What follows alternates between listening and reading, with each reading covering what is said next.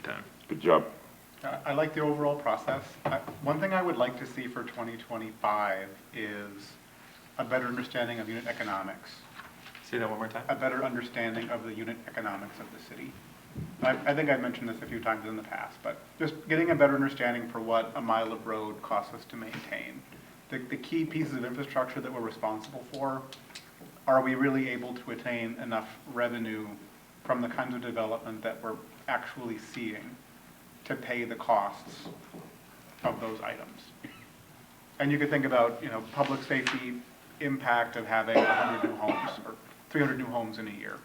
What's the rate that we need to continue to invest in, officers and overtime and equipment to support public safety in those new areas, and snow plows and trail maintenance, just so we get a sense for, are we on the right track from a long-term budget fiscal health perspective? In that regard, in order to gather some of that data, right now we lack some of the sophistication or the tools to do that. And so that will be a good discussion for us during strategic planning. If that's a goal, it might be in the acquisition of certain software or certain tools to make sure that we are gathering the data over time so that it's not just a swag. It's actually, if data is going to drive decisions, we want to make sure that our data is accurate. Mm-hmm. Yeah, maybe if you want to follow up with Jay, so you can have an idea of what to propose at that session. Yeah, that sounds or great. some options to look at. Great. Other than that, there'd be just kind of general direction that'll be brought back to us at the 12th. Truth and taxation meeting will be on December 12th. Sounds good. Anything else in the budget? Good deal. We're good. On to new business. We have 8A, which is the cannabis business regulation. And I believe, Jay, that we're just kind of doing a final look through, and then this will also be brought back to us in December. Correct. For in December, in 3 weeks? Yeah. Okay. For the actual probably public hearing and, Well, the public hearing will be at the planning session. okay, Which which is, next. yeah, the first Thursday of December. And then for adoption of an ordinance On the 12th. on the 12th. Yep.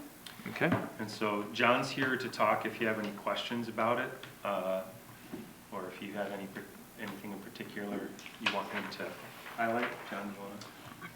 Yeah. Thank you, Mayor, members of council. You have in your packet a draft business regulations ordinance for cannabis. Just for a little bit of background, you recall in 2023 we dealt with an ordinance to adjust for the legislation that got passed that year, which allowed some of the sales of some of the lower potency hemp edibles, the gummies, things like that. We also added a couple of additional parts to that relating to public use, drug paraphernalia, things like that. What this would do would take that section, that chapter 119, and have basically repeal and replace with these regs. The same provisions that we dealt with in 23 are rolled into this. And what we're going to be doing is, and just for the council's benefit, I worked from the model ordinance that was prepared by the Office of Cannabis Management, so OCM, that offered to cities kind of their suggested ordinance in compliance with 342, which got passed last year. There were some obviously decision points in there, and there was also a few things that I thought should be tightened up and did. And what you're left with is sort of some high-level decision points and direction you can provide. As Jay alluded to, the process tonight, we're just going to be doing a little bit of info gathering for directional purposes. Natalie's got a few maps that you can show to give you an idea of what some of this stuff may look like. There'll be a business regs ordinance, there'll be concurrently a zoning ordinance, and then probably a fee schedule adjustment that'll be brought back to you on the 12th. The reason that it's important that we do this dually is that most of the authority given to you by 342 is based in local zoning authority. As a city, we are not given any licensing authority, for example. We have a little bit of authority to register certain retail operations, But beyond that, most of our authority pertains to zoning. That is why a lot of the regs have to be placed there as well. The direction I took from 2023 and what I applied here as a starting point for your benefit was to sort of err on the side of limiting where cannabis operations, where retail, for example, could be present and what not. The Minnesota Statute 342 does not allow you to exclude all cannabis retail from from your city. There are exceptions to this, but what I have done is limit it down to the minimum you're required to accept, which is you have to have one such business for every 12,500 residents.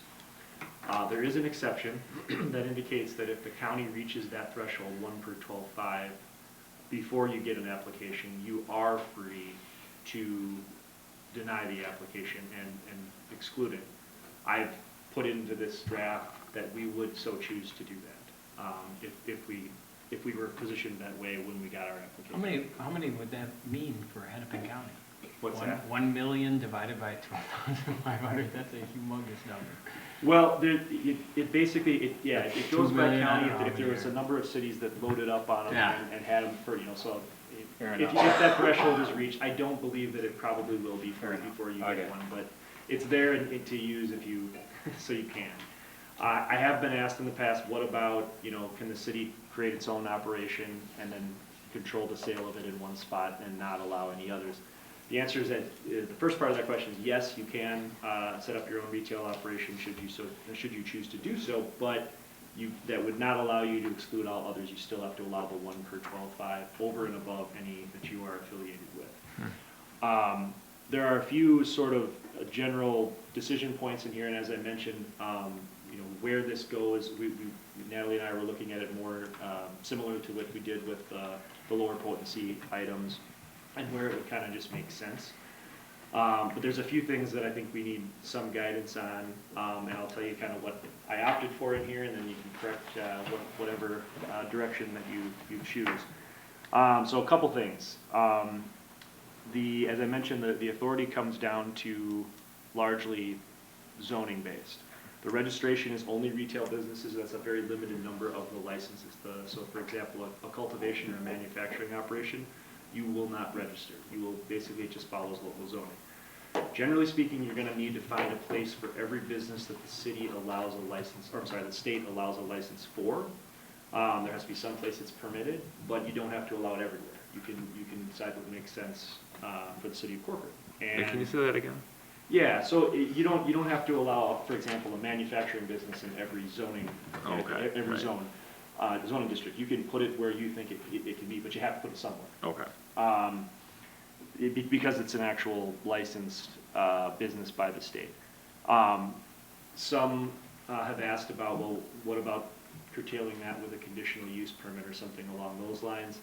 I think that's a bit of a gray area. I think you can do it. I think it's stronger if you don't, if you have it as a permitted use somewhere else. There's a few reasons for that. One of them has to do with the 60-day rule. There is a hard 30-day cap on our deadline to respond to any request to register a business. As most of you know, that's just not enough time to process a CUP. One way we could address that is by simply denying any such application until they obtain a CUP. We don't have guidance yet about exactly how the state will address that, but that would be what we would probably do to start. And I actually did put a provision in the code that if that inconsistency ever came up, that is what we would do. The second issue with it is conditional use permits.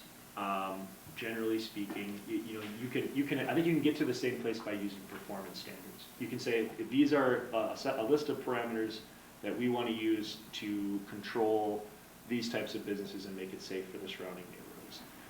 If there are specific things that you want to address by CUP, you could, but I would still, again, recommend you have it as a permitted use somewhere else, because what we can't do due to statutory preemption is we can't take an area occupied by state law and then make them jump through additional hoops at the local level, that would be basically a state function and regulation, right? So In this case, again, it comes back to zoning, so my suggestion to you is find the zoning performance standards that you're comfortable with, and we've offered some suggestions. We would put those into the zoning code. They then become zoning restrictions, and we're able to potentially deny applications that are not congruent with that. As an example, when a retail operation attempts, when they receive a license from the state, one of the steps that they will have to undertake is to seek registration from you, the city. When they do that, the state will ask you in a formal, we don't know exactly what it'll look like, but you'll get a form that basically asks you to certify whether it does or does not comply with local zoning. And the reason that we're doing a lot of these things and placing them in the zoning code, even though we're talking about them only down the business reg side, is so that we can say it doesn't comply with local zoning, it needs to go somewhere else or in a different way. So a couple of the decision points. Well, let me tack on one other thing. So in addition to which zoning district it goes into, the state law provided you with some inherent authority to keep the businesses away from certain things. Generally speaking, they How give about you. from our town? What's that? How about from our town? Unfortunately, no, not the town, but certain things within your town. So 1,000 feet from schools, 500 from daycares, state facilities, state residential facilities, and thank you, parks with children's amenities, and specifically the amenity within the park. Those are the ones they gave you and said you are able to do, and those are the buffer distances. Natalie's prepared some maps and she'll kind of show you what that looks like. But there are some cities that have discussed expanding into other things. You can look at doing that. It's sort of a gray area. You know, we don't know what our authority, and I think you have to be ready to defend the public interest in whatever you add. So for example, I've been asked about churches. Generally speaking, I think if a church, for example, has a school function similar to like a Sunday school or something like that, if you can draw the distinction or draw the comparison to be similar to a daycare, I think you could argue that that is defensible as an additional buffer. Most of the cities that I've seen that have come up with any regulations have not elected to go outside of the state standards that they know are defensible that are allowed. So what this draft has done is take the maximum buffer distances from those listed items.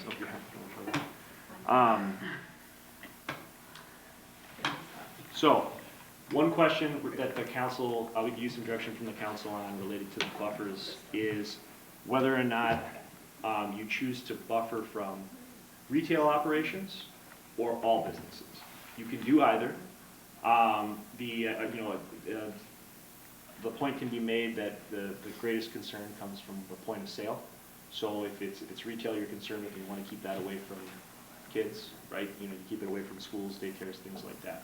However, there are some cities that feel, nope, I don't want those operations anywhere near any, whether they're working behind four walls the entire time or not. You are empowered to do that because the law, when it refers to your authority in that section, talks about cannabis businesses. Cannabis businesses is a defined term in 342 that includes all of the licenses, not just the retailers. So you can do that if you choose. You can just do retail. I believe the draft actually only does the retail portion as far as that is the source of the concern, but if you want to expand that to do all businesses, you can. So that's one point of direction. Another item that has received some discussion recently is related to cannabis events. This is a separate license at the state level. You have to allow them somewhere. However, one kind of odd piece of the law on this one is cannabis events, you have the option to elect not to allow consumption at them. You cannot so restrict a retail business that comes to town. It seems a little incongruent to me, but that is what the law says. That's shocking they didn't really thoroughly analyze it, the law in this case. Well, that part of it. When you write a law with crayon, it leads yourself to not actually having it be. That part confused me a bit. I don't know why that authority was given to us on one and not the other. I mean, there's a lot of cities, for example, that prohibit tobacco sampling or things like that. It would seem to me to make sense that they would allow cities to do that. It was not something that an authority we were handed in 342, however. So we can limit a cannabis event to, and I think this is what it says in the draft, to being at one of those locations that meets the zoning Correct. requirements. Yeah, and the authority for that really for me, it comes from your zoning authority. There's nothing in that section of the law as far as the license that says you can get, generally speaking, some of the guidance on this has sort of suggested that it's just like any other permitted activity, and if you allow the permitted activity here or there, you have to allow it here. I don't know if that's entirely accurate, because depending on what the activity is, there's different places you allow it, and obviously we're all acknowledging that cannabis activities are curtailed differently than other activities. Yeah. So as a result, I think because they didn't tell you in 342 that you don't have that authority, that I believe it still falls back to your local zoning authority. There may be something that comes out in one of the patches that follows this, that tells us differently, but until they do, I think you can opt for that, to say, hey, I don't want any events that involve retail to take place other than in areas where retail's allowed, right? It seems Yeah. kind of I'm a little confused as to what a cannabis event would be at a, Burning yeah, Man is one, for but, example. but if it's like a retail place, having it at their retail location, especially if you can't consume or whatever, if we opt for that, Is it a- what's different than just selling it? Maybe they're selling it in their parking lot instead of, And they're offering henna tattoos. A concert? yeah, and I think you're pointing out a little bit of the kind of the strange inconsistency there. But yes, you Okay. would, as a city, have the ability to tell them at the event you cannot allow people to consume. However, the license itself, if you come back with certain retail licenses, do allow for such consumption on just a regular sales basis. So a little bit strange, but that is what it appears to tell us. And we also won't want people, where there's other events, to tag a cannabis event permit to an existing event. So like Corcoran Days, D-A-Z-E. Oh, I was gonna mention that. Can I ask a question Yes. on that? Like, there's this 5D where you have to have a medical profession, certified medical professional, on site if there's a cannabis event. Can we include, it sounds like we can't include in the licensure a certified medical profession on staff at the cannabis dispensary? Or is it only if there's an event, we can make sure there's someone there that knows something about cannabis and its medical effects, but if it's a regular store? Right. No, good question. But we can't add that in, like, you gotta have a Right. doctor at the, Right, you have a little bit more authority with the events because it also falls under your local permitting authority. But the businesses themselves, that's largely Being gonna licensed by fall the back to the state. regulation at the state level. They're gonna say that enforcement comes to us, and they're gonna take that. Now, although, coming to enforcement, that's the unfunded mandate bit of it, which is to say that every business that you register, you will also be responsible for administering at least a minimum of an annual license check to that registered business. So enforcement and registration are hand in hand, and that is an obligation of the local entity for that was handed to us from the state. it's awesome.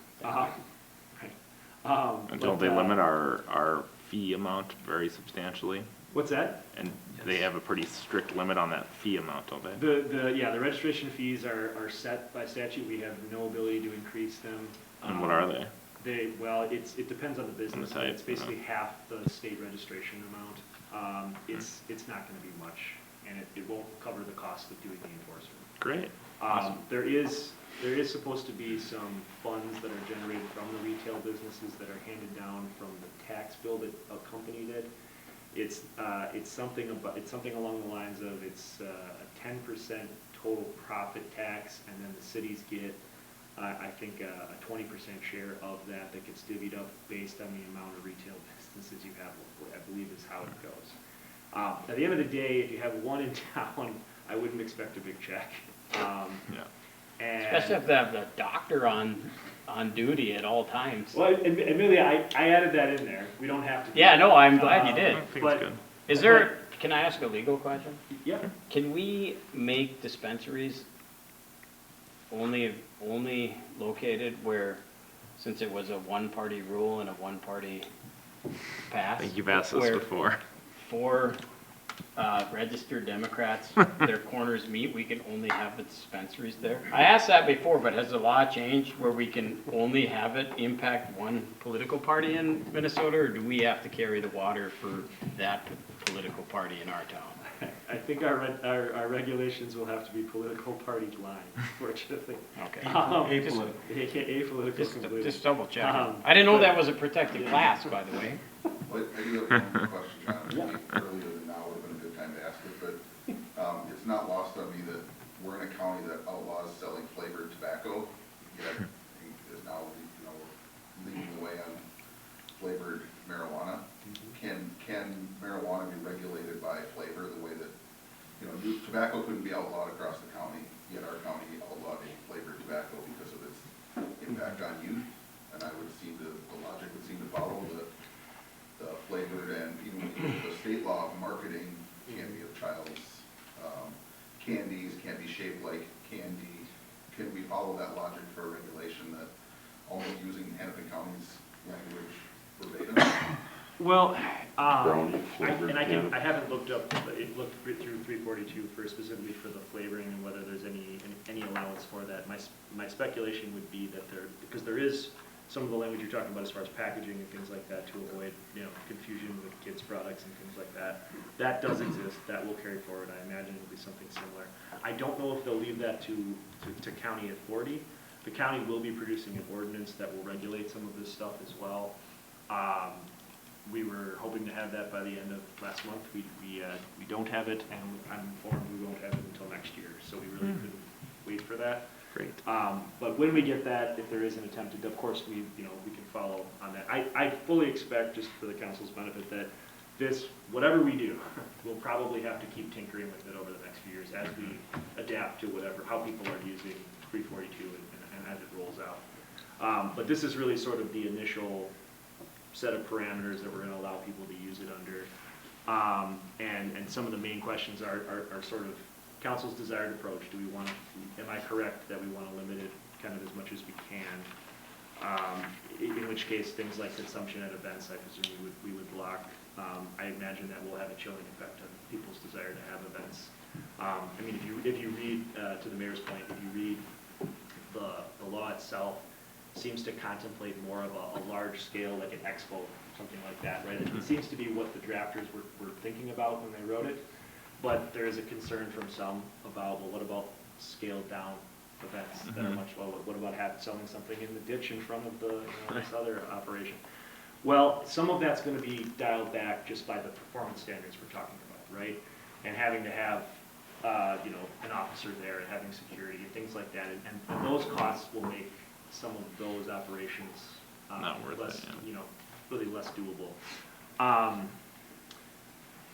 So my presumption in putting this together was no consumption at such events, only in areas where retail would be allowed. We would want to buffer up to the max standards. We would, and Natalie can give you kind of her suggested guidance as far as the zoning districts. We would follow that. Questions about lower potency edibles. What about that stuff? It's a separate license under the new law. Basically I carried forward the caps that we discussed in the 2023 law and left that as a separate capped item. My feeling on that is, again, falling back on local zoning authority, plus the plain fact of the matter is any that exist have to be evaluated by law enforcement. There's a cost associated with that. So it would seem to make sense to carry forward the same capped numbers and locations. So with that, I'm happy to answer whatever questions the council has, and we're just sort of looking for some preliminary guidance. This will go through planning commission because it's going to involve the zoning ordinance change. There'll be a public hearing. The business regs will be available for the public so they can comment on both. You will get both back, probably with the fee schedule amendment proposal, all to be approved at your final meeting next year. then the moratorium will end first of the year, next year. So this will be in place to replace that. Okay, Mr. Mayor, yeah. real quick question. We don't have any schools in town. Yeah, we do. actually have one. St. John. We got St. John's, that's true, yep. So going down that road, we've got 500 feet from daycare, 1,000 foot from schools. How much from the park? Public? 500, everything's 500. Why not make it 1,000 across the board? Can we do that? No, unfortunately, that's the state law guidance, right? They gave you the parameters of 1,000 from the school and 500 from the other three. So following on the max level of the authority they gave you, would be doing that. As far as, And we can't inflate those numbers No. at all on our, you could go less, but not more. You could build more parks. You could- Well, and related to that point. Bumper Winfrey of Councilman Parks Camp- here. yeah, he just has a solution. Let's just throw more money at parks. Come on, Jeremy.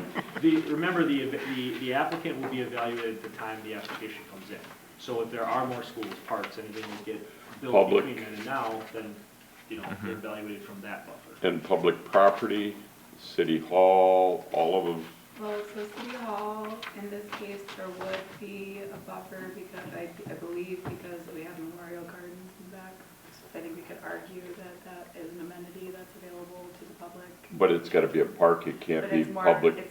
exactly, it's more of the park, so like the public works, we wouldn't be able to buffer from because there's not a public. We can't put a picnic table out in public works and call it a park. I don't think we want the public accessing public works like that, no. Especially children, so. How about like, so looking at that map, is the blue the areas that it would not be allowed? Correct, these are the buffers. Is that including all Got of it. our park Okay. land? Yeah, Like, pretty much all of it, all the ones that have amenities, so I preemptively around Bellwether, now keep in mind. what if we have sometimes parkland that doesn't yet have amenities in it? So, open space, those two count, and I counted it, so like Okay. Bellwether, the amenities aren't there, but I went ahead and put a buffer there, because we know Okay. that that's part of our plan to get a Yep. like park there in the next couple of years.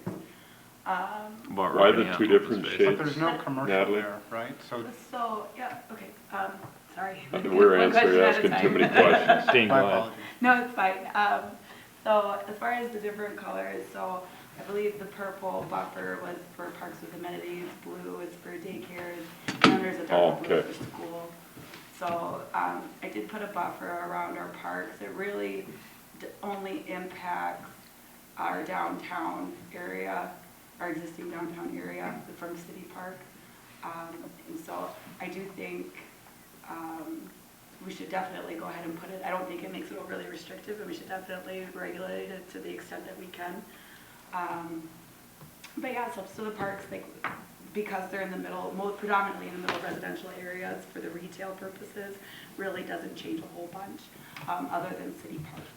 And then, but we do have a number of licensed daycares, they do have to be licensed. Okay, And I found 8 as of this weekend when I was looking at this, so if other people know of licensed daycares and that doesn't sound right, please let me know, that's what I was able to find.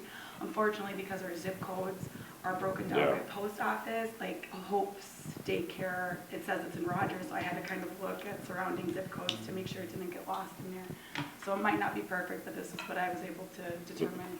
some hard work. Good job. I do, yeah, I definitely took some time, but, like, for example, in our rural commercial, if we were to allow retail operations, there is a daycare, licensed daycare center, that would prevent it, especially as these parcels turn into commercial, because right now they're transition, but it would allow it technically, but these are like D&D service, so I don't think we're going to be seeing a whole bunch out there, but we could theoretically allow it in that district. Can we identify trails as part of That parks? was my next question. Sorry? Don't believe so, because it does say parks with amenities, and they specifically say playgrounds and fields. I don't believe trails are going to. Even a regional trail?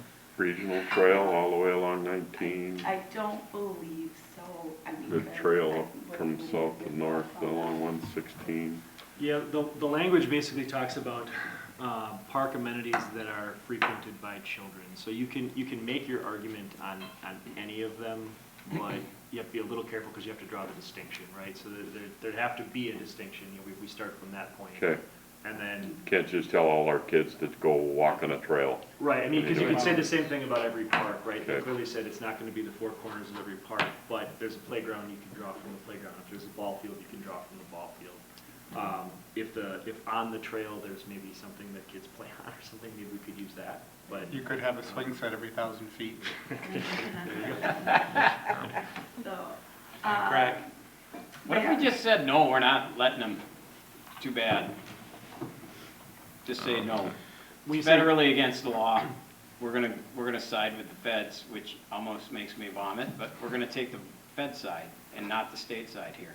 Screw you, we're not having it. Go to deed and the state would come down on us somehow. yeah, How are they gonna come down on us? That'd basically be a directive for I think staff it's in trying to the- go against in the the state, statute. so I don't know if that's really where we want to What are they gonna do? prioritize our funds. Come build one? Is it, are there fines laid out for non-compliance? Yeah, what are they gonna do? Tell them to come build one. If if really that's the direction you want to see what finds out, just keep in mind that that is staff time to go against the state and make that You argument. just don't have to do anything. Just I tell them would forget clarify, it. that is something I would like to see, but I'm not necessarily going to. Why go would down it be that route. staff time? Because Just say we're not gonna do it, don't take their calls, go fly a kite, go pound sand. You don't have to do anything. I But don't actually, know staff's that you- responsibility is to protect the interest of the city, and so. What's we the do- interest? Lawsuit, potential lawsuit. What is it? Like- What are they gonna do? Well, private Come party- down, a sue, private so- party- sue the at- city? At What are they gonna this do? point, I would submit in terms of the risk and the concern, we have one potential retail spot, and we can restrict it even more. We can talk about restrictions, so that it just doesn't make sense for a business to even consider it. I would submit that, Yeah. as far as trail amenities, proximity to a park would probably be an indicator that we could clarify, so that some of the trails could be considered as a park amenity, that families could go on it if it was within a certain proximity, as long as we spelled it out, but we couldn't cover all of the Can- trails. Did you see who their favorite applicants, how they make, their applicants are people who have already broken laws, people who, from disadvantaged communities, whatever that is. Could you say we're not gonna do it on the basis of, we're not gonna endorse discriminatory licensure? Can we make it two? He's got a question. I'll let you guys. I don't know. Chew on that one. I got it. I think the problem is the I believe state what's being the in front arbiter you of it's gonna tonight be a is problem. the most restrictive that staff is comfortable proposing based on what the state I legislature. guess I'm not gonna be here in a month. I'd say go pound sand. You moving out of town? You raise a good, Well, fair point. Councilmember Work on Bauman, that bottom I think county. to address that point Bottom though, of county? I think You don't even have to address it. No one cares but me. So, Question I on care. the ownership of the license and stuff, or the issuing of, they have to be the property owner, they can't rent, they can't, do you see where I'm going on that? yes, They licenses. have to own the licenses are not- building, They're not transferable. Right. but what I'm saying is, so they would have to own the building, they couldn't rent a building in a retail area to sell. No, I wouldn't say that. It doesn't prohibit them from leasing instead of owning a commercial space. They couldn't transfer their license. All of their checks would, they'd be subject to their compliance with their site with that licensee. They can't pass it off or transfer it or buy out Or- the building and then. But what I'm saying is, can we make it they have to own the property in the building No, that I they're don't on? think so. I don't think anything with the believe you can license do that we can- Because I think the state would view that to be exceeding, what, an area that's occupied by state law. Basically, you'd be eliminating applicants, I think, if you did that, that maybe couldn't afford to buy a building, but could afford to lease one. So I think you'd have to allow them to lease, but you could hold them accountable to where and to meeting all of the conditions. So kind of a separate question. When we do enforcement to make sure everything's being followed, let's say there's one and we do a check, compliance check, and something's out of compliance, then we do what? Good question, yes, so the enforcement action, generally speaking, it's gonna be enforced primarily through the state, but the initial line of enforcement is, Matt and his team are gonna do their compliance check. If the compliance check fails, as you mentioned, That's gonna be a report that generates potentially a local violation, right, of the state law. It also gets reported to OCM, and then they would follow up and require, and there is a provision in here that allows us to hold off on, we have the ability to suspend licenses and things like that. We can wait and withhold our decision until OCM has investigated and ruled on it as well. There are civil penalties that are part of this. We've adopted them as a part of this as well. Generally speaking, the teeth is going to be with the state though. That's So, but there is supposed to be a body that we can then report to that then. correct. The Office of Cannabis Management would be Okay. that body, yes. Gotcha. I'd like to see the number of licenses more limited. Under G2, it's currently drafted to allow 3 registrations. I'd like to change that to 1 or 2. Since we're so far below, since we're so far below 12,500, it seems if we don't even have a coffee shop, probably shouldn't allow 3 cannabis retailers. So that's for the. Yeah, that's. So that's our existing, I know, but okay. Make I think we one. could reduce it.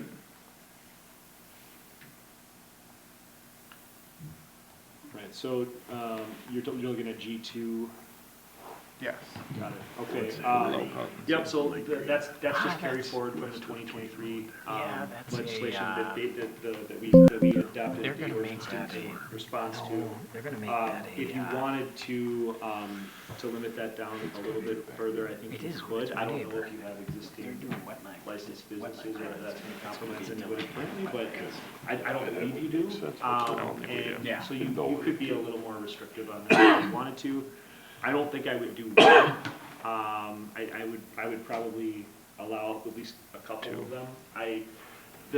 This is one area that I can see that there may be pushback in the future about any regulation on. I do believe we retain some ability to require this registration based on the fact that our zoning authority hasn't been specifically compromised by 342, and it does have an enforcement component that we have to follow. Therefore, I think it's similar to the other businesses. But on the list of the cannabis retailers that are subject to the cap, it's conspicuously absent from that list. Although it does fall under a retail operation under that definition, right? Well, I don't define retail, but anyway, it is a retail operation. It is subject to all of the same enforcement protocols. Therefore, absent some authority in 342 that says you may not cap that, I think we put a cap on it. But I would just be cognizant of, that may get called into question the lower you go, I guess is the best way I can say it. I think that, and the reason, I didn't pick this out of the sky, like I said, I selected that based on what the council's direction was in 2023. So I thought the number was sort of key to the population of the city, though. Is that not specific to retail location licensure? I think it was just selected based on, I think it was the districts, correct? Yeah, I think Yeah. ideally we were saying theoretically 1 per district, and then, Right. but yes, I think it just to make sure that we're on the same page, it's 2 different components. So there's the cannabis retailer that would only sell cannabis, and that's 1 licensure, and then this is like an existing retail operation that is choosing to also sell this as a product. And that's the lower, so that just to be clear, it's 2 different. So I think when we looked at this last year, we had the same conversation. I'm like, let's just do 1, and we ended up at 3 after going back and forth. I know it's painful to listen to my voice right now, so I'll try to finish. I'm sure it's painful to speak, too. But I think we had some debate last year, and I encourage you to maybe go. I remember. Okay. I remember. So I think it had something to do with, we had identified 3 zoning districts where it could go in, and theoretically allowing it 1 district to not consolidate, recognizing that it could consolidate, but I think that was where the language came from. As a suggestion, Councilmember Nichols, if it's a situation where we don't have any, present measures, doesn't create any immediate issues as far as legal non-conforming or anything like that, Yeah. then one thing you can consider doing would be to drop that number from 3 to 2, because remember that the cannabis retail business will be an additional business that can sell the lower potency product. Therefore, I'd be in favor of that that. would be holding the line at the exact same number. Just one of them would also be able to sell high potency products. I'd be in favor of that. That'd be one thing you could do. And then you could leave the same zoning district so it can go, you just don't have availability in 1 of each, it just be potentially 1 that's left out. Yeah. That could happen. I think that sounds like an improvement. And then, John, just to kind of touch on the areas that you said are kind of, direction needed or that are in the draft, but there's potential, decision points for us. I would be in favor of having the buffer and the performance standards on all of the different types of operation, not just retail, but I'd be open to hearing what council thinks of that. And then I don't know if this is in the draft or not, but I think you mentioned it, John, not allowing consumption at the cannabis events would be my preferences. Especially on that second one, at least until we maybe see something in action somewhere of what that actually looks like and is. I'd rather be more restrictive on it until I know what it possibly is. And then I think the only other thing would be looking at the specific zoning districts next, other than that, but if council has any other feedback, agree, disagree. I was gonna suggest the same thing. Okay. Everyone else generally on the same trip? I have no feedback. Fair I enough. already say we should go tell the state to pound sand. Fair enough, I don't disagree with it. We Dean? do disagree with it. No, I just think I don't disagree with it, I think it's a fight we'll lose. But, If we ever have to fight it. yeah, yeah. I've got nothing. I'm kind of the same as John. As Okay. far as it is a federal offense still. And, how much does things affect that the judge set aside the decision of handing out or to identifying, am I reading it right, 600 to 600 permits today? How long is that pushed out? They wrote it with a crayon, so I it's know they probably did. not on there. So we can't extend the moratorium for another I was 6 wondering that months or a too. year or anything like that? Come on, give us Does it something, mean that please. in reality we won't see anything for a little bit longer? So, Okay. That's the most likely scenario, is that you'll just see a delay in the rollout coming through, but they didn't do anything to alter the law, because the law actually gave the city greater authority than you would typically have for most. For moratoriums, Okay. yeah. All right. And we've exercised that up to the limit, which is January 1st. We need to stop one party ruling the state. I That's know. what we should do. Technically did Huh? tied house. One part is tied. So if we just Better than held nothing. out, said pound sand, held out. Well, for- we'll see what comes out of the legislative Look session. what happened in next the year. national election. Yeah. I would assume that there will be, like staff has mentioned, a lot of updates coming from the state on this. I'm sure some of them will make it worse, but maybe some will make it better or at least more clear in the future, hopefully, so. I know it's a lot to ask of the state of Minnesota to clarify the laws they pass, but here's hoping. And just real quick on what happened today, they dropped it from 1,200 possible to 600 possible? Actually happened last Monday, and then now someone's suing, and so that's why it's. So that'll really slow They're things suing down. because they want it to be even more open than it Yeah. is today. I just, I'm Crazy. trying to remember what was reported on the news that I saw, so. No. It's Something to okay. keep an eye on. More restrictive, better. So yeah, I think. Most restrictive, I I think should on say. those decision points, we want to be at the more restrictive side. Then did we want to go over the zoning districts, Natalie? yes, so zoning, so basically at this time, when we did the lower potency, we had identified CR, C1, and C2. So I'm proposing that remain consistent for retail operations, have that be a permitted use with performance standards as outlined by, in the draft currently. And then as far as cultivation only, allowing that as a permitted use in the rural residential. For that one, I would recommend adding a performance standard that's not in the current draft regarding a privacy fence of at least 6 feet. I like that. Can we But add, preventing razor wire, because that falls in Yeah.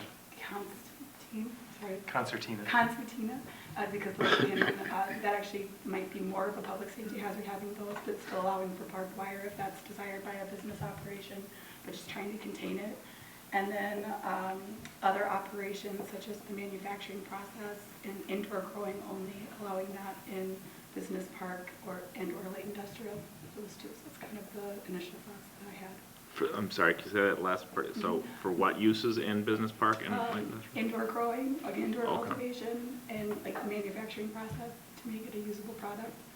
So in the agricultural area, it would just be cultivation, you wouldn't be able to process it, so that would have to go to a more industrial site. Could we do it that they have to be indoor in You the can't do- rural You ag? can't do indoor only. So the state license that allows for outdoors, so we believe that you're going to need to allow outdoor to some extent in the city. But I do think we have, if we allow it in one district, I think we have the authority to prevent outdoor cultivation in like industrial or business park. So the conversations I've had with people, they'd rather indoor in an enclosed building So I- because it's grow lights 24/7. and- Yeah, how do you Especially. grow So it? I don't want think to grow it in that'll take care Minnesota of itself. I think outdoor just the use. reality of our climate, that will be what is preferred. But we can't we put just- that in the We ordinance. need to be careful with how we contradict the state licensing, yes, and just make sure that we're allowing it in some area. I think it's a much easier argument that we prevent it Okay. in some areas if we allow it in others. So, My initial thought would be I'd be more okay with the, what is it, the not the cultivated, the manufacturing, the processing Yeah, in light industrial than business park, okay. I would think. I don't see a huge distinction between the two. There's not a lot, no. From the outside, at least. And then all of it is separate from retail sales. Yes, so. Different licenses make that happen.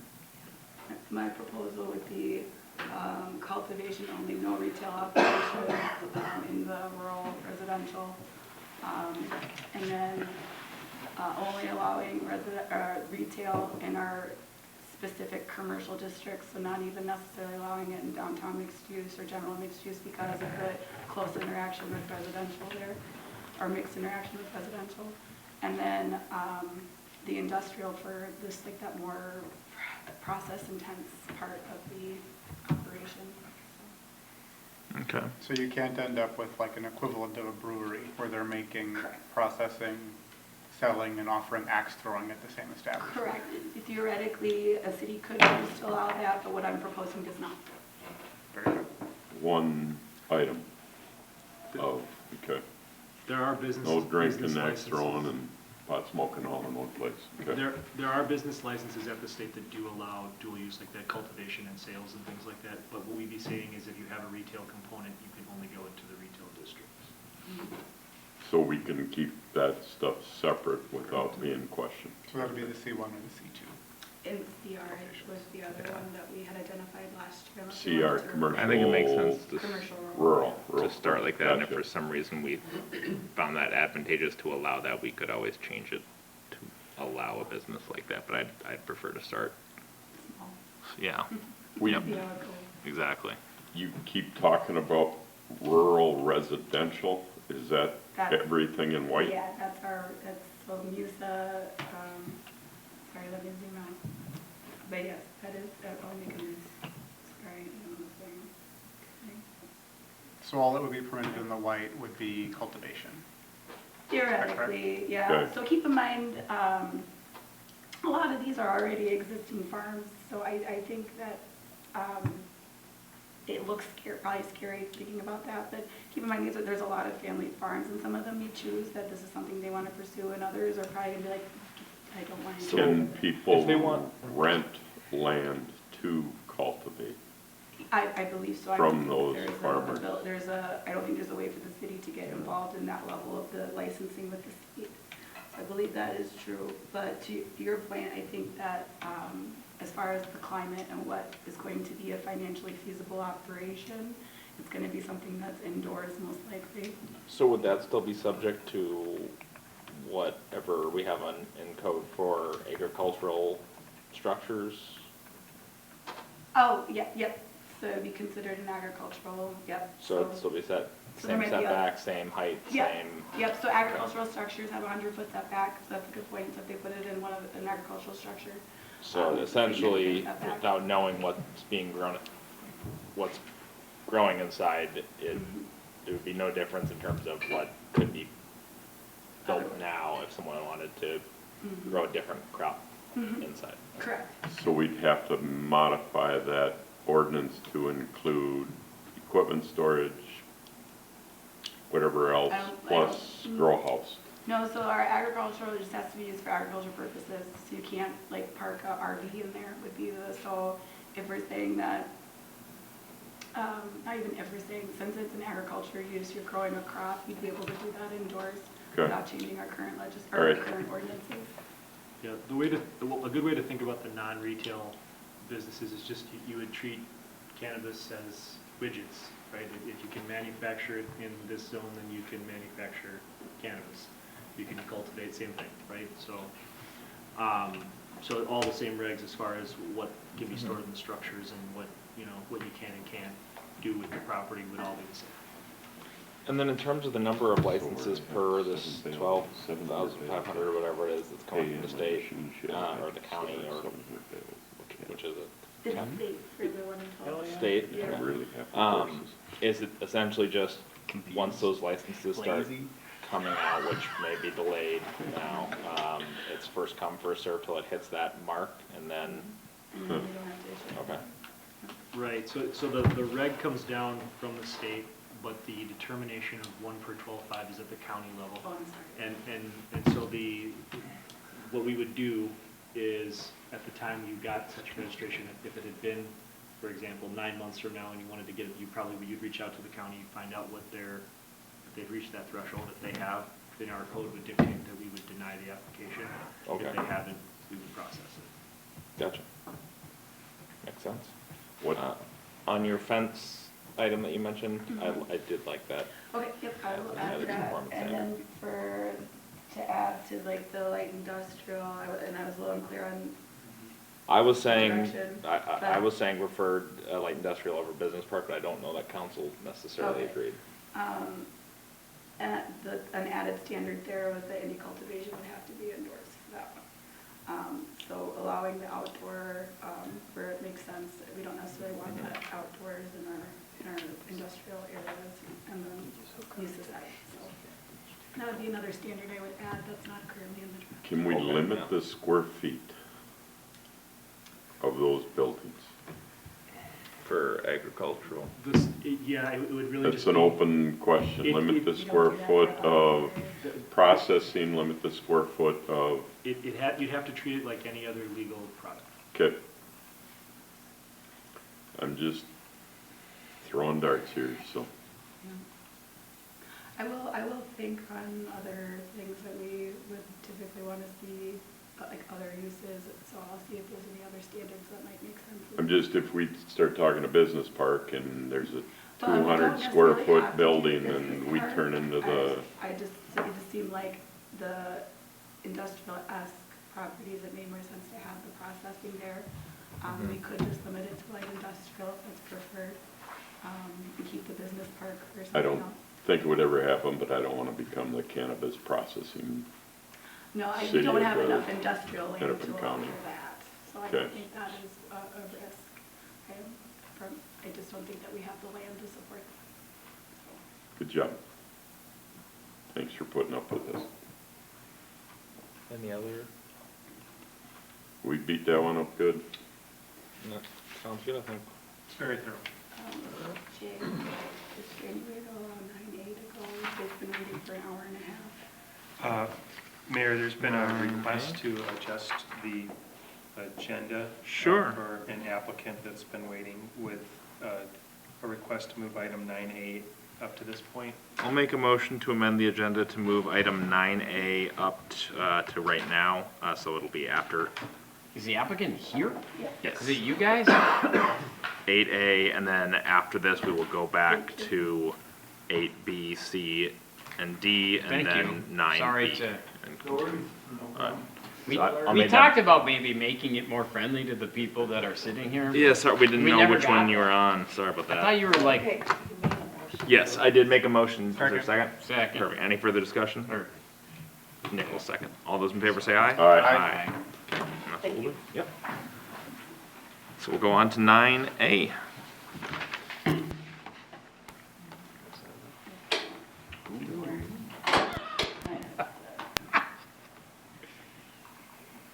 And then going future, Natalie, if you've got stuff like that, Yeah, just let us know. at let's the say, beginning. let's do something sooner if we Sure. can, and we don't have to. Yeah, I'll keep my eye on it closer next time, thank you very much. think No we- worries, I no think we worries. initially It called just- it the, Cremingo You had no rule? interest in the cannabis discussion. Just asking. Okay. Wasn't it, from early days? That was one of the ones. Yeah. What? We had an unofficial rule about, for people in town with concept plans, trying to move them up.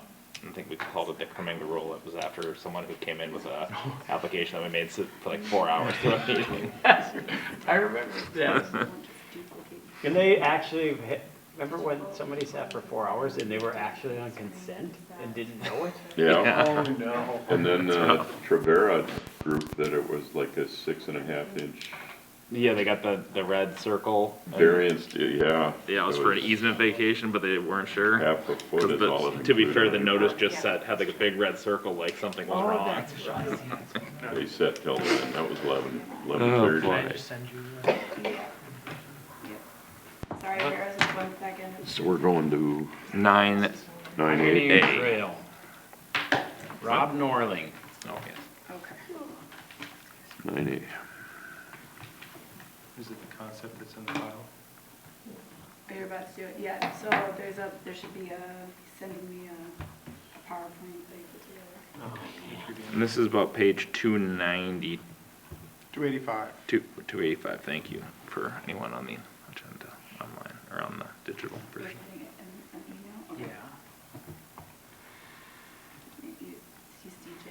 I'm gonna have to- hopefully you can pull it up first.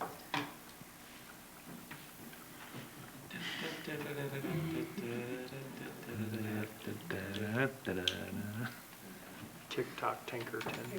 I used to work a scoreboard for, when I was at Wake, I worked for the athletic department for baseball games. When the umpire would come up, or the other team's coach, pitching coach would come up and take too long, I'd play the Jeopardy music.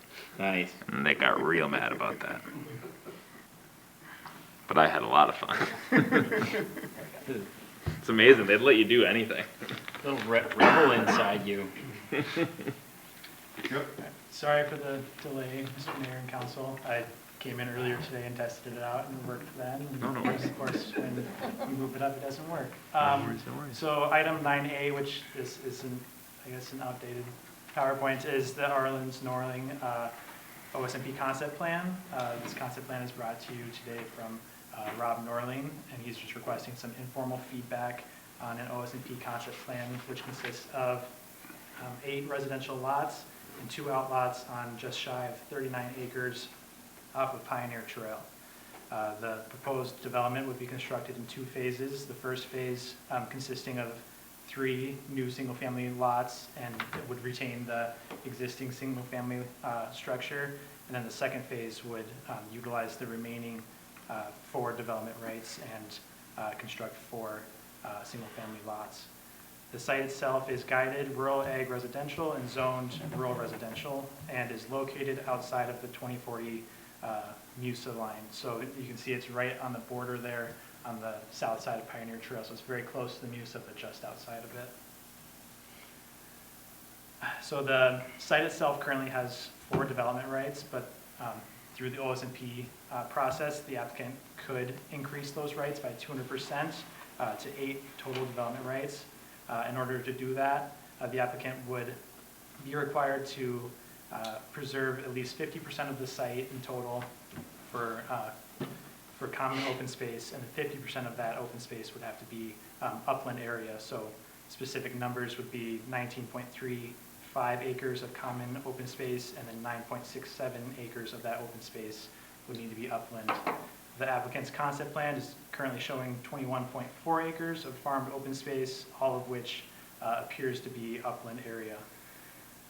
Under a formal application, the upland area would be required to be preserved in an easement until municipal services are available to the site.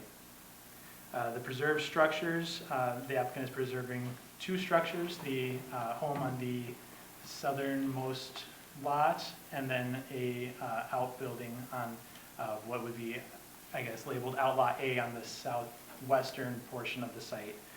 These 2 lots, or these 2 structures would be required to comply with all of the necessary ordinance requirements, and it appears that the existing residents would comply with those requirements, but the outbuilding would not, as agricultural buildings are only allowed as a principal use through a conditional use permit on parcels that are actively farmed, located in the urban reserve or rural residential district, and are located adjacent to the farmstead of the same ownership. So that outlot with the outbuilding on it wouldn't comply with those standards, and the formal application would include a requirement to remove or relocate that outbuilding.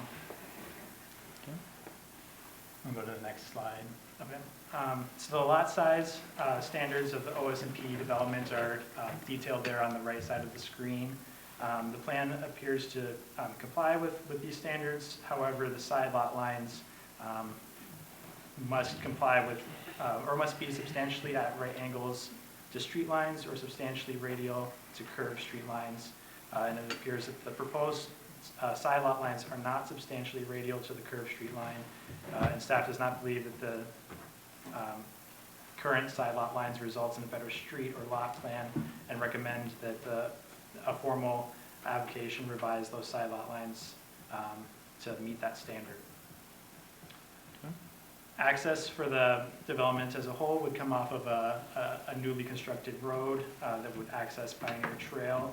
And that new road would be a cul-de-sac that would be constructed in 2 phases. The first phase would be installed about halfway through the developed area to lot 3, and then would be extended through in phase 2 closer towards the open space area. Existing access to Pioneer Trail from the existing lot with a formal application would be required to be removed, and access should come off of the newly installed roadway, whereas the current concept plan is showing access to both streets.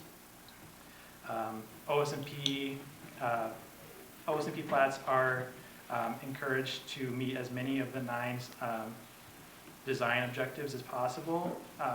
Based on what's been provided so far, it's unclear how many of those were met, but it does appear that around 4 of those objectives are met, or at least partially met, those objectives being 1, 2, 3, and 5, and those are listed towards the back side of that staff report. And council may wish to provide some feedback to the applicant on how they may want to try and address some of those objectives with a formal application. So at this point, staff recommends that the city council review and discuss the concept plan and provide the applicant with some informal comments. And just note that any opinions or comments provided to the applicant by the city council are considered advisory only and shall not constitute a binding decision on the request. Sounds good, thank you. First, does anyone have any questions for Dwight? On this, or the I'll applicant? summarize up to 8 on 20 acres. 8. 30, They could construct 8 single-family lots, and then they would have to at least preserve 19.35 acres of open Okay, space. yep. Oh,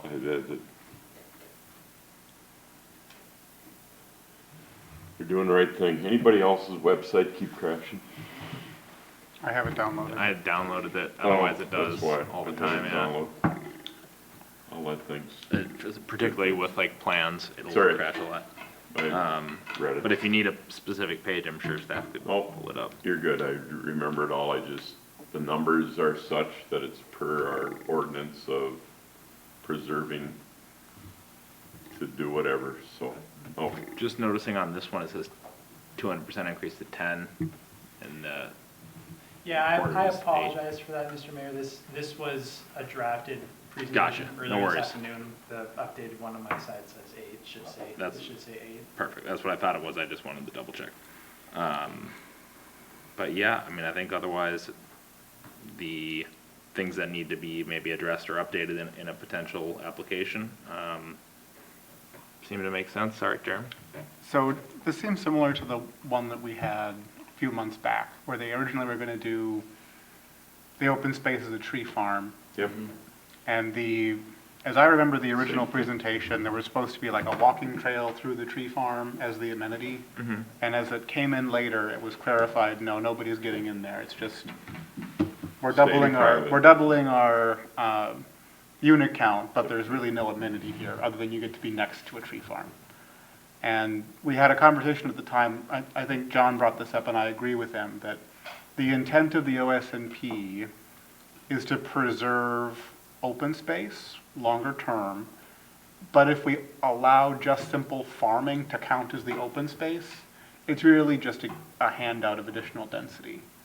And so what I would want to see, I think this can work, I think you can achieve it, but if you could look at, sorry, I want to point where you can see. The number one item on the list of criteria is it's organized around a central feature that provides a open space value, like a stand of trees, central green, meadow. I think adjacency to a farm doesn't count for me, as I would interpret the standard. But I think like this lot here, if this were done as a meadow or done as an orchard or something like that, now you've got all your other lots organized around a central feature that would be preserved for the community as an amenity. So to me, I think that's an easy get. Maybe you can carve out another lot somewhere a little bit farther up, so you don't have to give up a lot, but you're just organizing the space around your open space amenity, rather than just adjacent to the farm. That's the major one that I would want to see if this gets further developed. I think staff had notes about adding in architectural requirements and landscaping common areas with native vegetation. I think those make sense too. Those are a usual thing. You have to landscape anyway. It's just what you choose. But those are my only major pieces of feedback. Trying to organize the neighborhood around the open space rather than just being next to the farmed field. And then the other things that are easy to include in the plan.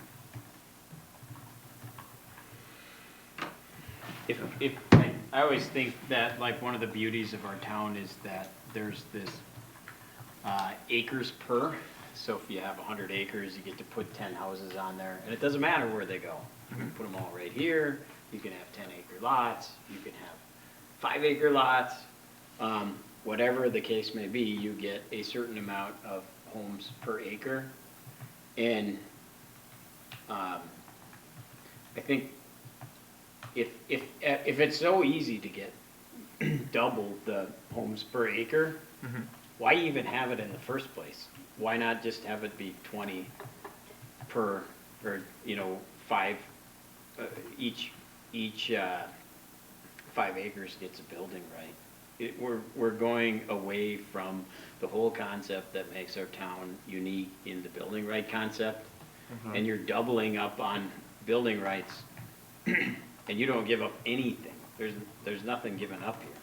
Well, you're talking about specifically because of the doubling. Yeah, you just say, oh, we'll just keep farming this and we'll get it doubled. I think the initial intent of it was like, this was in that 70s comp plan that we got. There was a desire by the councils back then to incentivize continued agricultural use. So But that may be something we want to change. So what's the difference then? There would be almost no properties where you wouldn't get the double the amount. Almost none. So, Councilor Fatima, some of the things that, the reason why we don't see open space and preservation plats all the time, we are starting to see some interest in it, definitely, but I would say they are hard to proceed with because of the architectural and other design objectives that you also need to meet with them.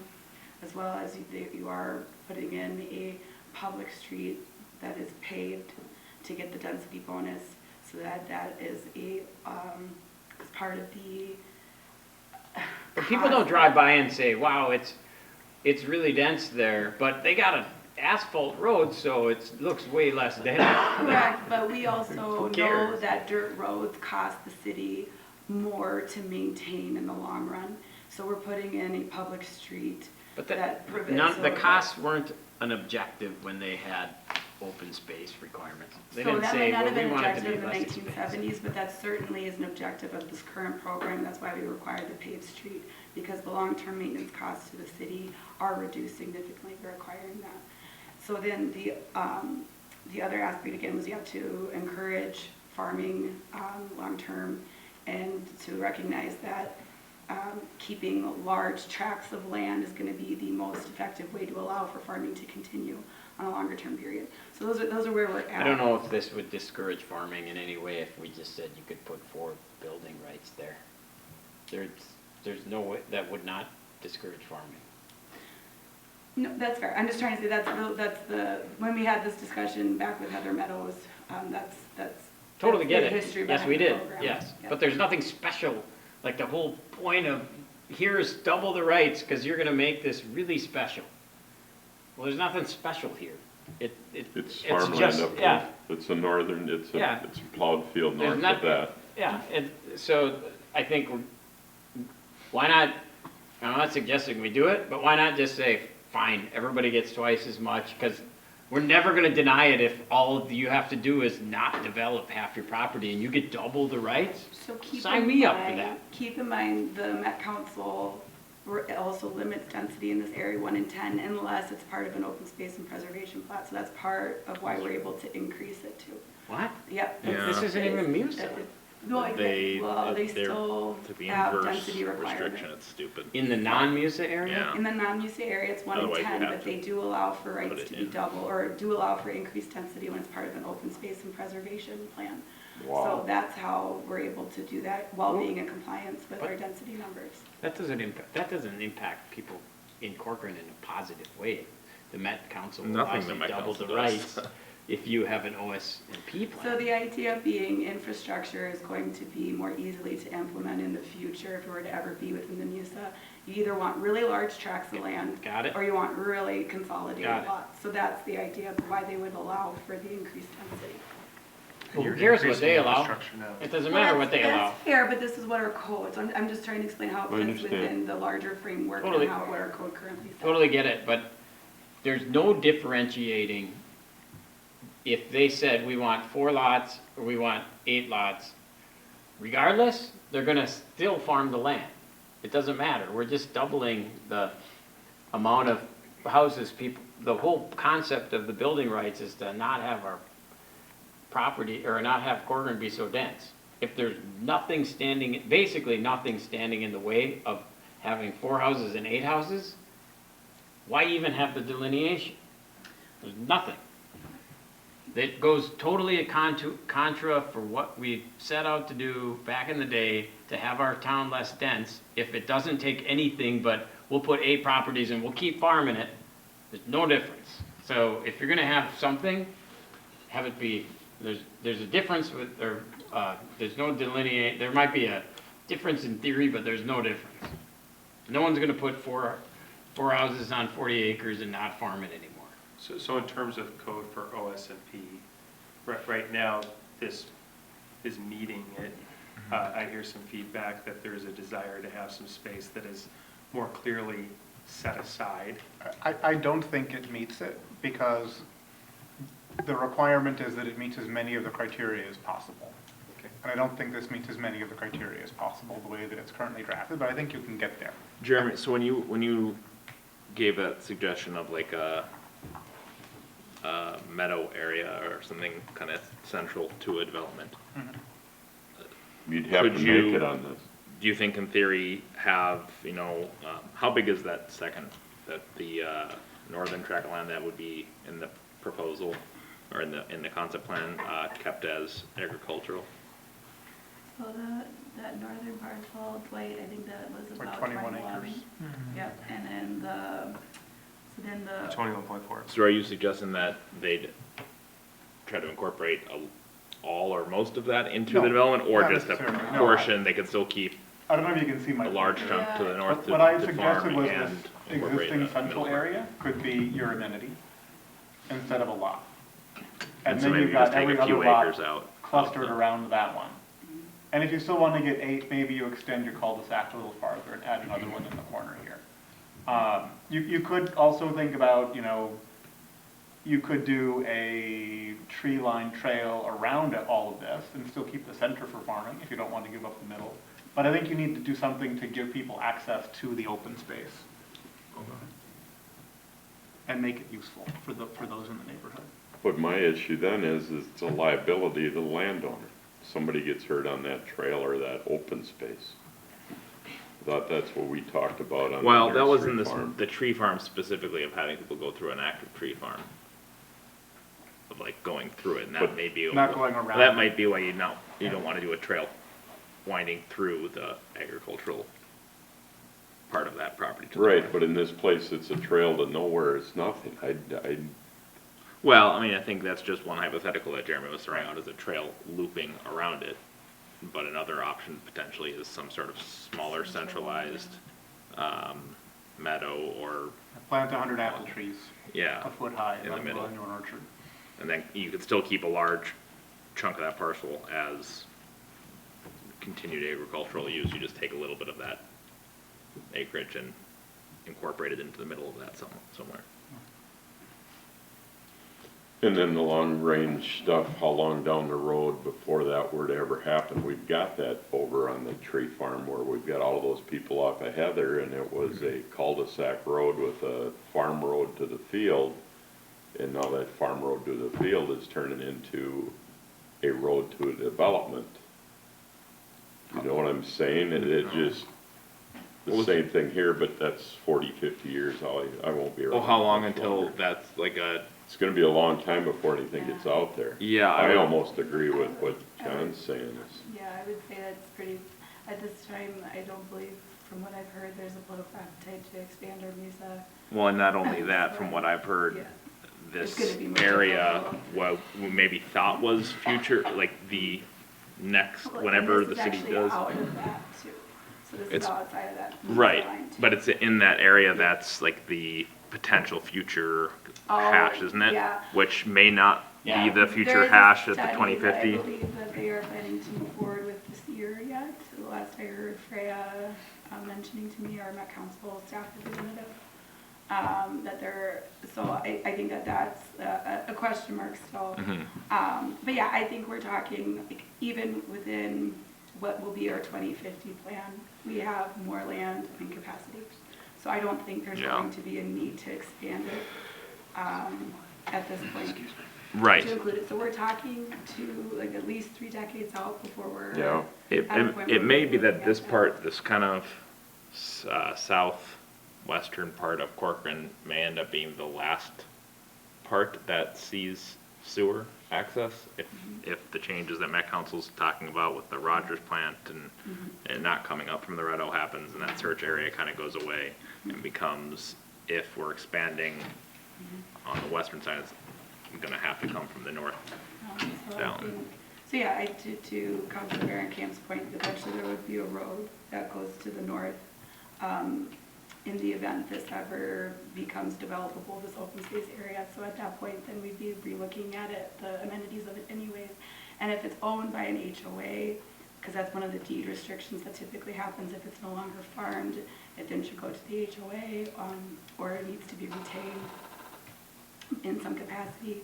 But there are restrictions, so if it is eventually owned by an HOA, they would be able to hold their own destiny. They wouldn't need to necessarily sell to a developer if they don't want to do that, if they want the amenity to stay as part of their local neighborhood. So that, it's not necessarily for sure that it would get developed, even if it were to be in the MUSA, depending on what happens with the ownership of the outlot. Oh, go ahead. We've seen what's gonna happen with the one right next to the MUSA line. Eventually, whatever you have as set-aside land can get developed.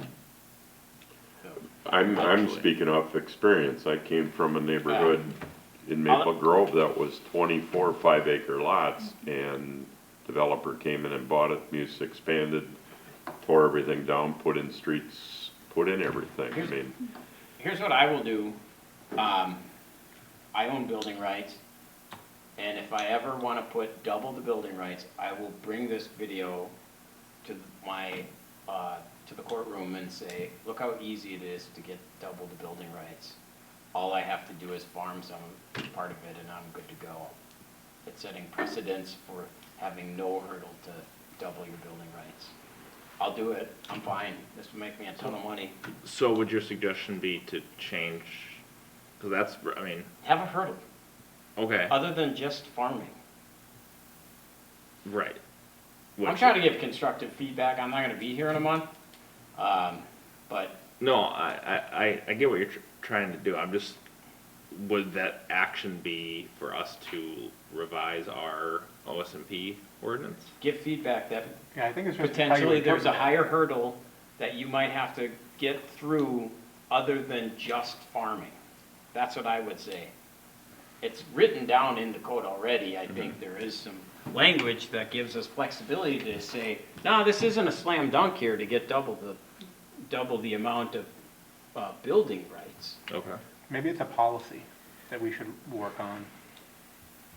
What we Yeah. would expect in an OS&P beyond any agricultural component.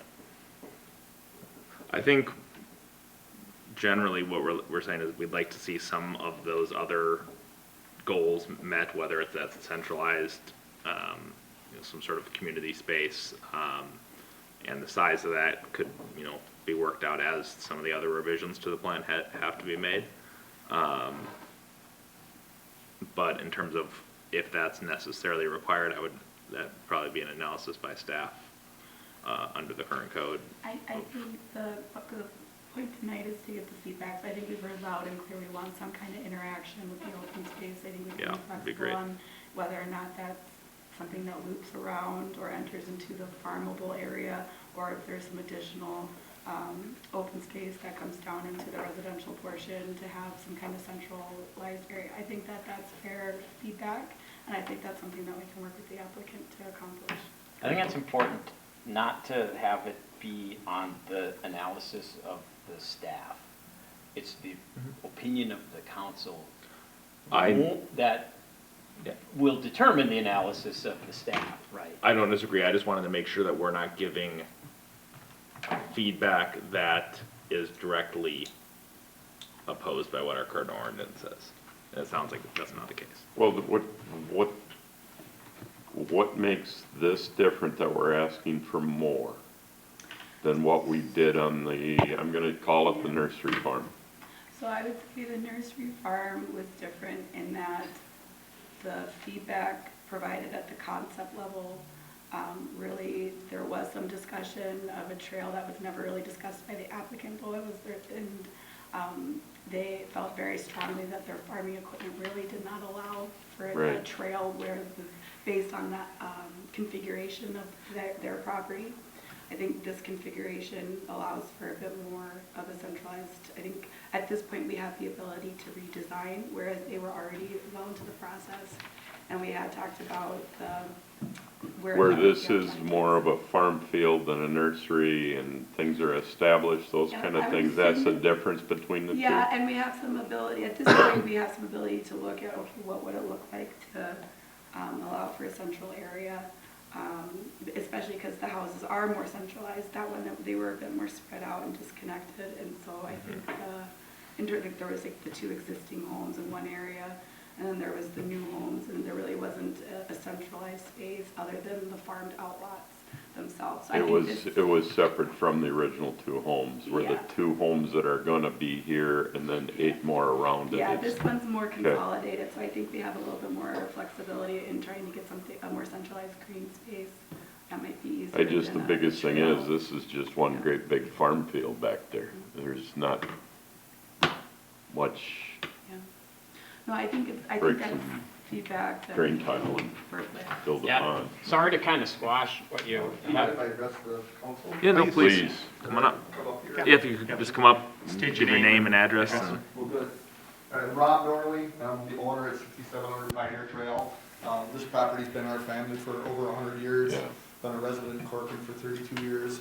Our main objective, and one of the reasons I think we chose the OSP, was just what it allowed us to do was to get a little bit smaller lot sizes to not consume so much of the farm field. So when you break it down just into 4 lots, you can break it up into larger lots, so you do actually lose some of the farming field in that presentation. So I think this was an opportunity to get smaller lot lines. Plus, the topography of this lot is interesting. There's a huge ridge that runs just north of where we're showing that. And so it kind of limits us, that's why you see kind of the irregular lots. There's a ridge that runs kind of right on the south, or actually the north side of those homes. Makes it a little bit challenging to keep those homes kind of up on the hillside. So again, the OSP allowed us to do some of those things. I'm not doing this as a development piece, that's just a little bit of FYI. This is actually just for my family mostly. My kids, my eldest son is here. I have 4 kids, they actually all want to live out here. So we're just trying to continue that legacy as really one of our main missions in it. But again, we're open, you know, we have the ability. That whole property there, currently it's owned by my father and mother-in-law. We're gonna probably deed the whole property over if that makes things easier. I know I saw a few comments in the OSP about who owns what and how that can affect that. We have a wide open opportunity to do whatever works best for the city and makes it easier. So just to let people know that. So that's just kind of in a nutshell what we're trying to accomplish. And of course, we want to work with the city. We're not interested in working against the city. That's not how we roll, but just want to hopefully provide opportunity for our family. So, thank you. Appreciate it. Best of luck. Thank you. Okay. So Natalie, you think you got, or, no, sorry, Dwight? Perfect. He was back there finishing a class, so he's okay right now. Yeah. So I think one of the questions called out in the staff report, if I recall correctly, was just the orientation of the lots on the southwest side as compared to the road, whether we felt that that met the standard that they are perpendicular as possible to the road line. If we were okay with that shape design, or if really they should try to square off those lots a bit more. So the pink lot. I think the lay of the land determines that, doesn't it? A little bit. We could actually possibly, we've been playing with some other ideas, so we could maybe get with Dwayne. Okay. Natalie, and just discuss some of those things together. We're certainly open to that. Okay. Because we have 2 other concepts that we've got from our Okay. surveyor that do kind of do exactly the same thing, kind of more regular lots, kind of heading straight from north to south. And I think that also works in what we look at. Cool. Okay, perfect. Good deal. So we'll work That'd be together. Just did one more question. Are you losing then one of your barns, one of your sheds? I'm losing a barn and a shed, actually. You're taking the both out on that Yeah, side, that yeah. corner? So Okay. We're trying to keep the one that we can. Yep. Create that bigger lot of the far west side, if that's an opportunity. But I can own it all, that helps with that deeding and all that work. So we'll just have more communication with the staff, I think, and find some solutions. And I'm not opposed to that open space, you know, we have the plan to do it, so it doesn't, you know, let's do it if that's what we're trying to accomplish. And then I assume that that barn is worthy to keep for you then too? I mean, It would be, Good. again, obviously, never have enough storage. yep, no. I go by your property and it's neat to see, so it's neat to hear you growing the property for your Yeah, families fun. and stuff like that. Yeah, Kind of surprising, but kind of fun. Like, in this, We all want to move away from where we grew up. That's what he means. It's good to see you don't want to do that. just depends on how much dad gouges you to buy one of these pieces. Okay, I'm the one that's gonna go. there you go. Yeah. I didn't have the heart to do it to my kids either, so. too funny. All right. Well, thank you very much. Well, thank you, guys. Appreciate it. Thank you. Thanks for coming. Yeah, no problem.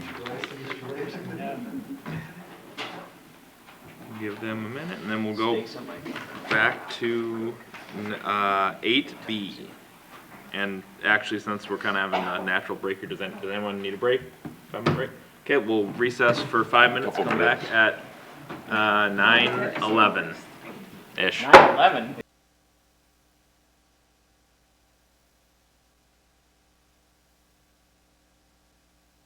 Recording in progress. And we will pick up with 8B. Yes, Mayor and council members. Unfortunately, Kevin Mattson can't be here this evening, so I'll be presenting for him. As you're aware, we've been working on a bellwether boardwalk. I actually call it a bridge because of the height that's going to be required on it. It's going to be roughly 600 feet, and in working with the Pulte developers, we've come to an agreement on the design standards and also on the scope of the project.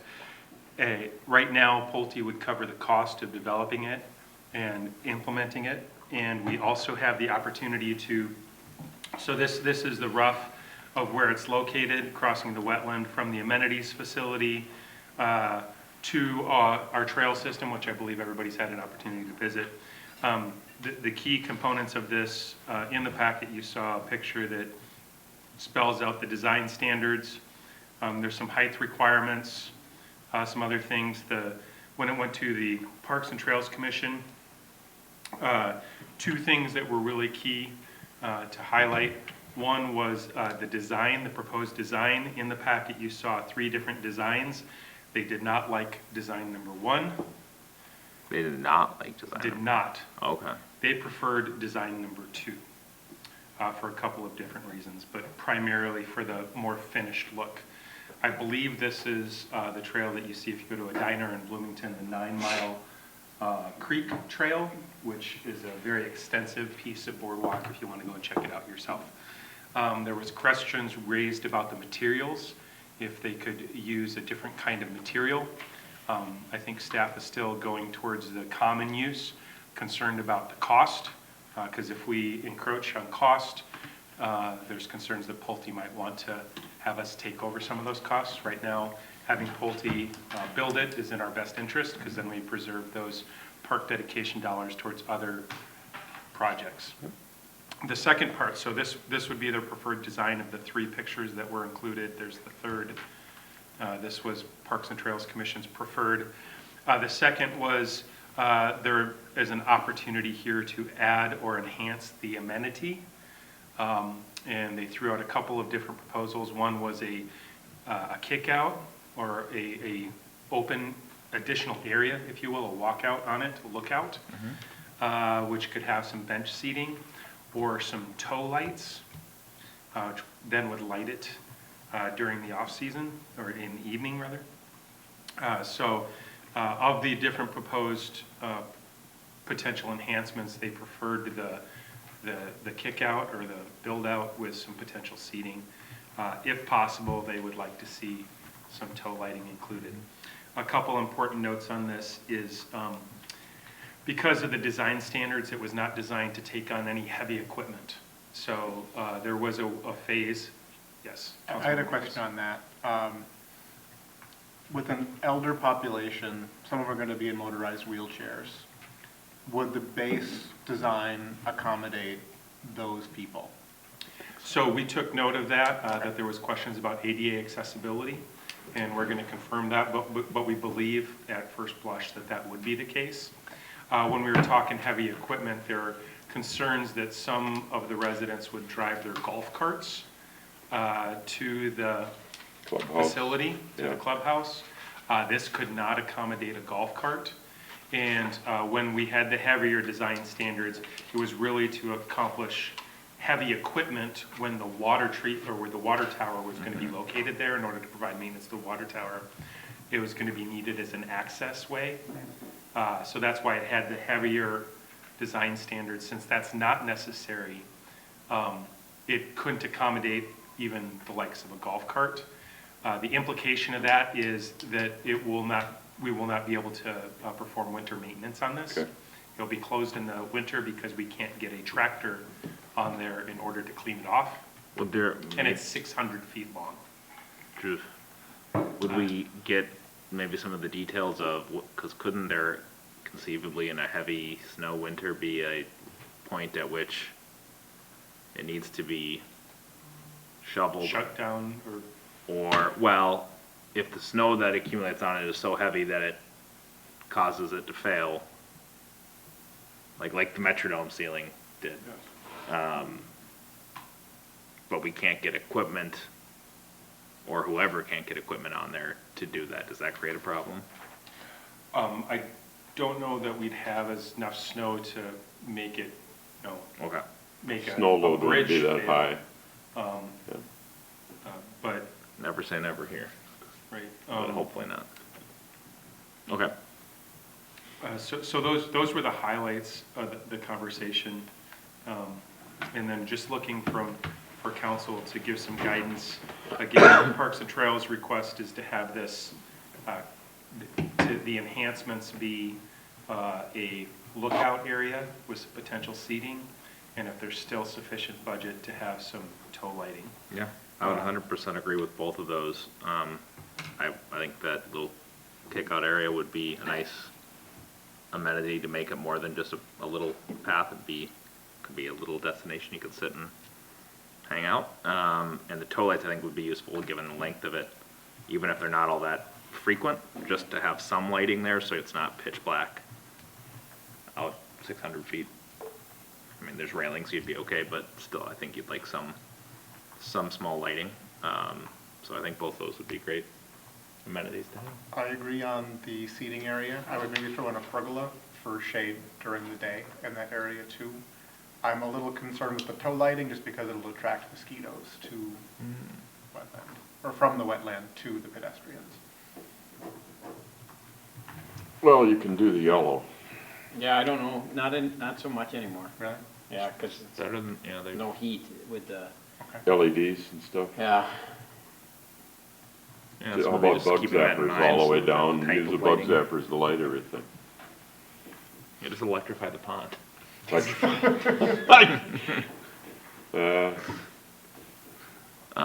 But yeah, other than that, and to Jeremy's comment, if I certainly wouldn't be opposed if there's funds available to add some sort of shade structure as well. But I would put kind of the same priority, like order priority that Parks and Trails did, and then that as the third. And just affirming of the three examples, does council also prefer the second, or would they wish to change that? I guess I want to know, the second one, what's to prevent people from falling in? The board There are distance, or are there still cables cables, on yeah, that one? it's just harder to Okay. see. Yes, so there's cables located. 2 is good. This has the topper, and then it also has an inside guarding, so it actually has more. 2 is good. Question, where did we get these pictures, and who's waving in that second one? Don't know. It's Fair not enough. mine. I just thought it was a funny picture. Like a little wave. Yeah. It's young Kevin. We'll go with young Could we implement shade structures? Willows do real well in wetlands and stuff. Is there a willow tree or something, trees that could be planted? In the middle, you'd be underwater most of the time. Yeah, so the bounce at this point is pretty high, and a willow, if you've had a willow, is actually a pretty high maintenance tree. It's dirty and stuff, yeah. and Forget that. they I didn't follow- say they don't anything. last Scratch very that. long. The life cycle of a willow is pretty. True. Okay, but yeah, I'm fine with 2. I think Yep. if Parks and Trails likes it, works for me. That's helpful feedback. I don't have anything else on the boardwalk design. If Cool. council has nothing else. Sounds good. I think Bellwether will be excited about that Well done, Kevin. getting done hopefully soon. So next is the cropland seeding. Can I make a motion? On croplands, Yeah, do we need a motion? well, it's direct staff. Sure. Option 1. Yep. This is really obvious. This is a really obvious one because we're not even making a decision. We're asking Parks and Trails to help us make a recommendation. So we're not even giving input into what we actually do here. Works for me. We have a That's motion. helpful. Do we have a And second? we do have some legwork to do. It was a productive discussion with them. Perfect. To understand. And really, what's going to dictate it is the quality of the soils. So we got to get some feedback from soil borings. Sounds good. Do we have a second? Second. Give it. Give it to no? him. Okay, I was gonna give it to Varen Campbell. Not Give it gonna to argue. Nichols. Nope, Dean has hand up He may first, but have you it. you verbalized it first. I was, Second is Nichols. Any further discussion? All those in favor say aye. Aye. Okay.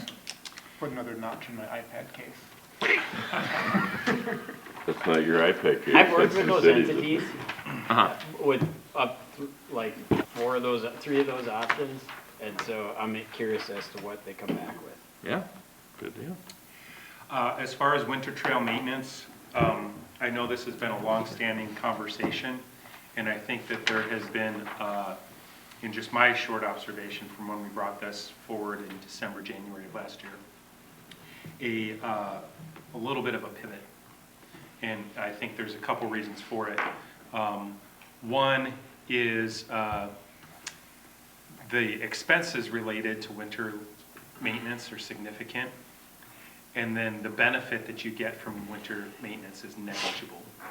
I think Tom Anderson had the best testimony at the Parks and Trails Commission, in which he talked about going to a park adjacent to 117 in Rogers, in which they do provide winter maintenance, but just the nature of our area out here in this rural area, it drifts over there, and so it becomes unpassable because it drifts soon after, and because it's been cleared, the wind makes it slick.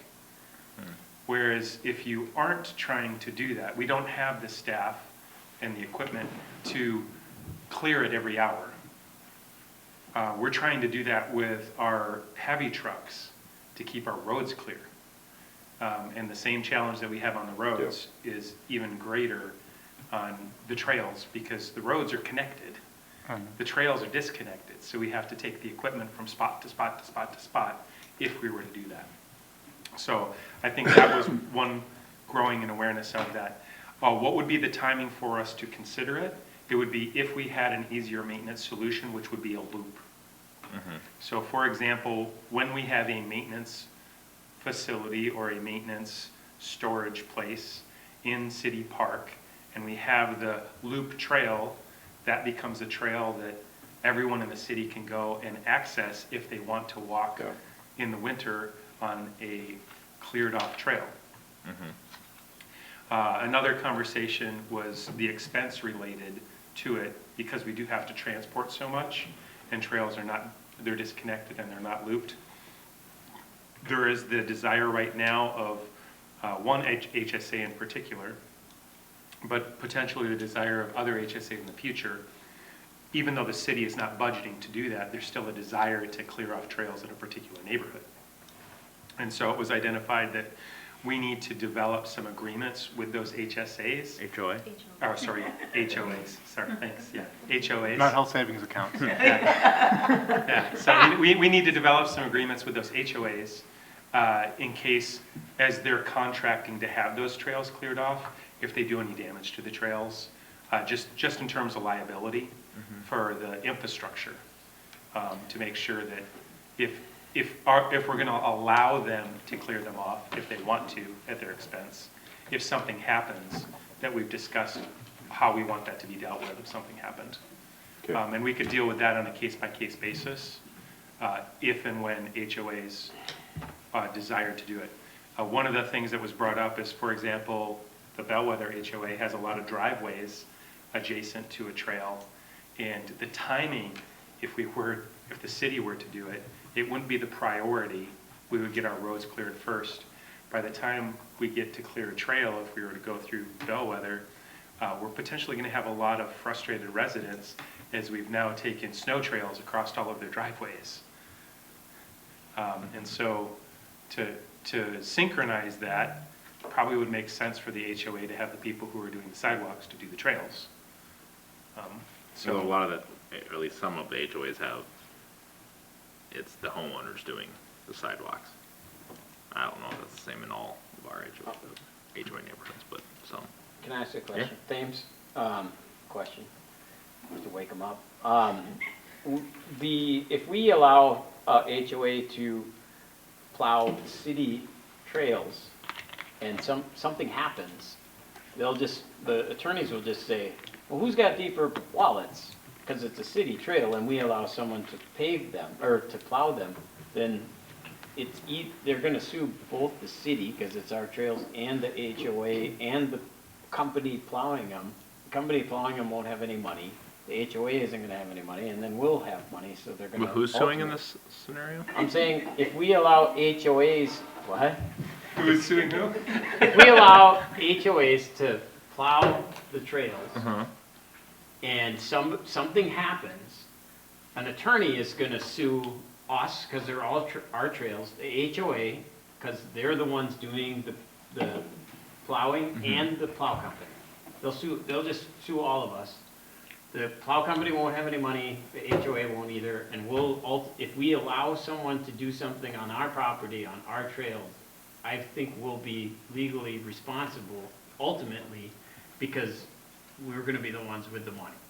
Well, I think that's So what. you're worried what- about that, but we're not worried about the state suing us over No. refusing to. Because I think we'll win that one. But I That's why I think like you. that's what the That's funny, but- recommendation is from staff, to have an agreement in place if we were to do that, right? Agreements don't mean anything. Well, I mean, that's not true exactly. Like, All right, fine. Okay.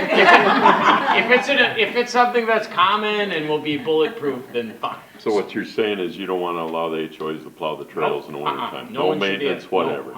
They should have signs that say, we do not maintain. Maybe we shouldn't let people walk They on got the 'em. trails either. They got them in Baker. In Baker, they say we don't, I don't know. Unless you tell, Yeah, whatever. that's true. Unless you say otherwise, that we ultimately, won't be held responsible for granting permission to somebody to plow our trails. I think we'll be held responsible, but that's just me. I guess I'm open to allowing it on a case-by-case basis if we think there's an agreement that we can come to a contract that we can make with each of these HOAs Touche. that protects us from that. So the request from the commission was to explore that as an option for HOAs that wish to, because right now, they believe that there's not a necessity nor an appetite for us to start doing winter trail maintenance. Part of that is just the realities of our operating environment, and instead to encourage people to put on their snowshoes, put on their cross-country skis, put on their mucklucks or their sorels, and enjoy the rural character of our community. Yeah. Is there a motion that needs to be made? Don't think No, so. just getting Okay. guidance. I think we should allow them to clear them if they want to, if we feel like we're in a safe position. Yeah, if we can. And my level of concern about being in a safe position is extremely low.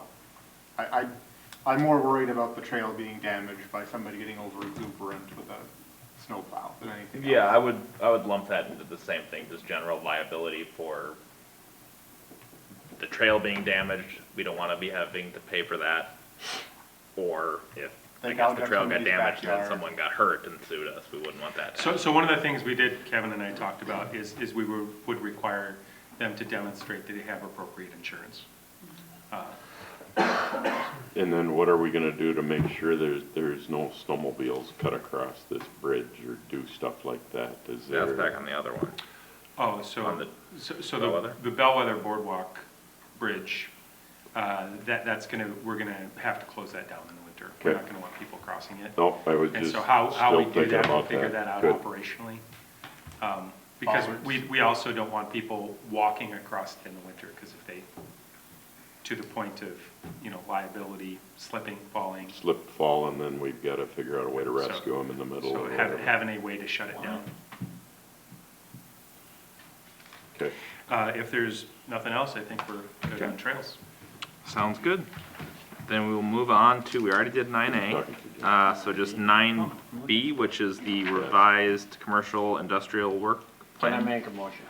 I will ask Natalie if there's any, I think you can make a motion. I think the motion would essentially be to accept Move the them. timeline as well as move forward with the comparable cities that staff used for earlier comparisons in this process. And I think that would be the direction. I'll make a motion to authorize That. or modify the revised work plan as desired and direct staff to use on the Comparables. to use the comparable cities. okay, do we have I a would second that, Van Camp. Perfect. Any further discussion? All those in favor say aye. Aye. Opposed? We got two I nods, said- it was 4-0, I said aye. for the record. I said It was 2 verbal yeses and 2 nods. aye. You're done. Okay, and with that, council reports, I don't have anything specific. Anyone else have anything they'd like to share? No. All Nope. kinds of stuff Good. I'd love to share, just I don't wanna take time. Fair enough. There will be more meetings, so. Yep. no worries. One more meeting. One of Until you decide to run You can again have in as 2030. Yeah. long, we'll give you Run as many again in agenda items 2030. as you want on that last one. Planning project update is in the agenda as usual, same with our schedule. If you're interested in paying attention online to the video later, I'm assuming, because I don't know if anyone's on right now. Kind of a wonky schedule ahead. Next meeting is December 12th, and then that's it for the year. We do have holiday food and toy drive coming up. Oh, yeah. We got a lot of city stuff coming up. Yeah, 10th, and then, yeah, the other thing on, at City Hall, and yeah, The 4th? on the 4th. So, yeah, and then we'll be in, feels like a Star Wars year, 2025. Caught up, Star Wars. yeah,